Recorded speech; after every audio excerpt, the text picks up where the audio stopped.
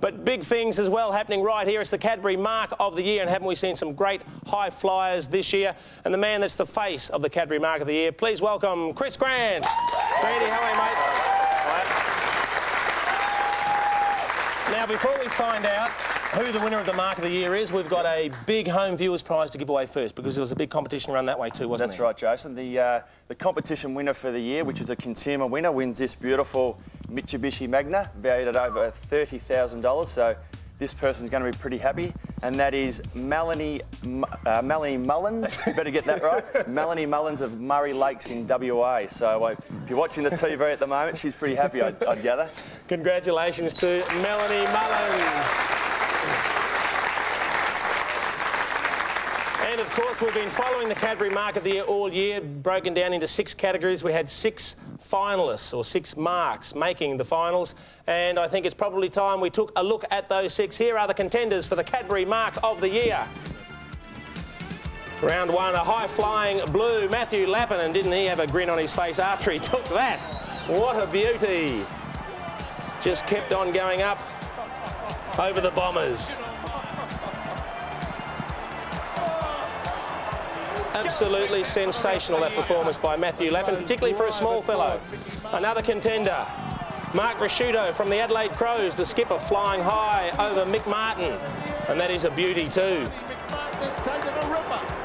Getting a great look at it with all the fantastic camera angles. Well, what about this fellow, Brett Burton? What a debut year he has had.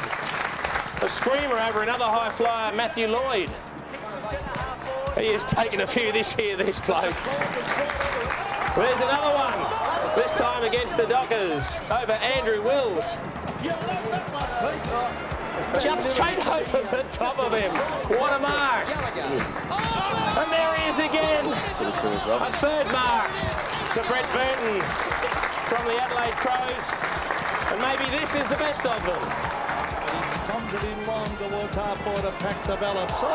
Oh, that is a beauty. Chris Tarrant from the Collingwood Football Club, flying high over a big pack, which included the suspended Jason McCartney, Mick Martin and teammate Anthony Rocker. And, gee, there's some great marks there. There can only be one winner, but we've got a couple of the finalists, Granty, in with us before we get that great big check out from behind your back. 2 of the finalists join us now. From the Adelaide Crows, Brett Burton, and from the Carlton Footy Club, Matthew Lappin.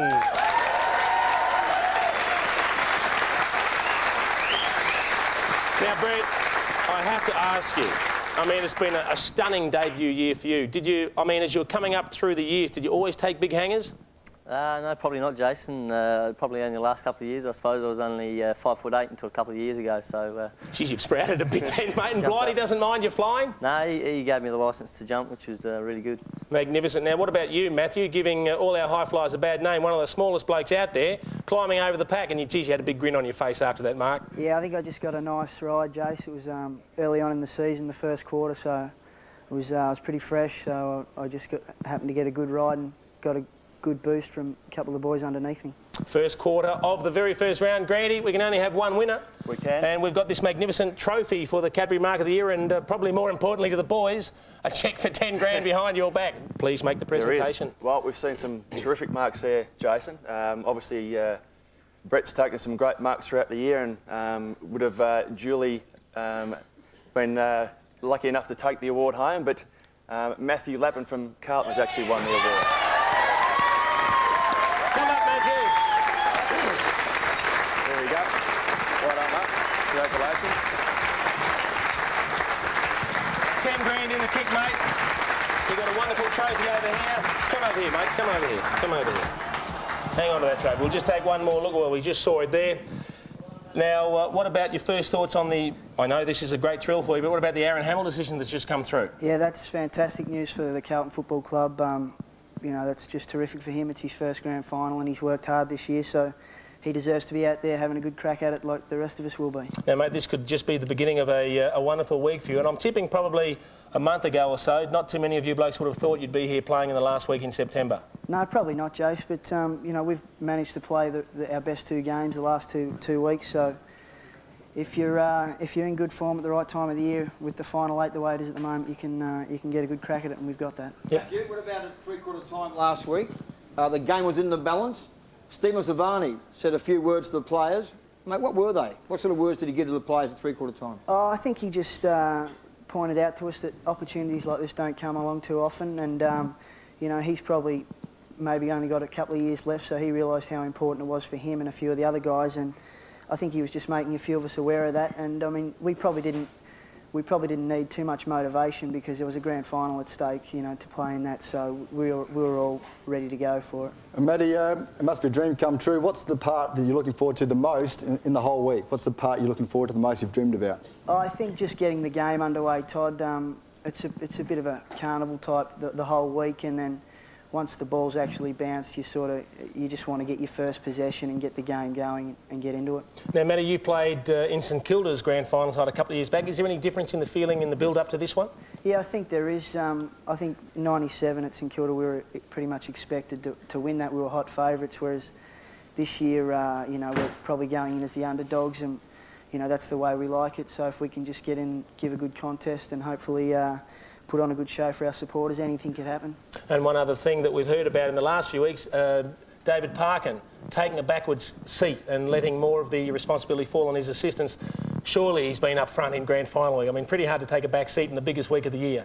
Yeah, I think so. They tend to spread the load pretty good down there, though, with Stephen Kernahan and Greg Williams and Wayne Britton, the likes. They're all pretty good at what they do. So, I mean, they're all they've done it throughout the year all together, so they'll just do it again this week.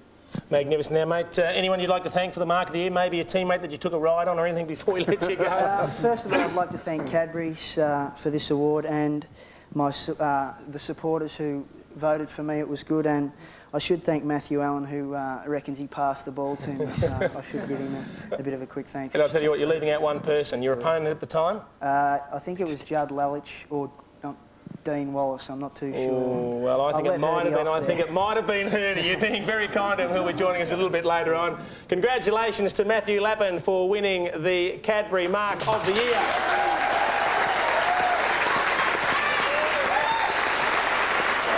And Grandy, you've got a quick presentation to make. Yeah, we have, mate. We'd just also like to acknowledge Brett's efforts throughout the year. We had 4 entries into Mark of the Week, so he won $4,000 for those, $1,000 each. He also won another 2 categories, which gave him another $10,000. So he was actually walking away with 14 himself, so he's done pretty well. So here's some chocolates to go with it. Well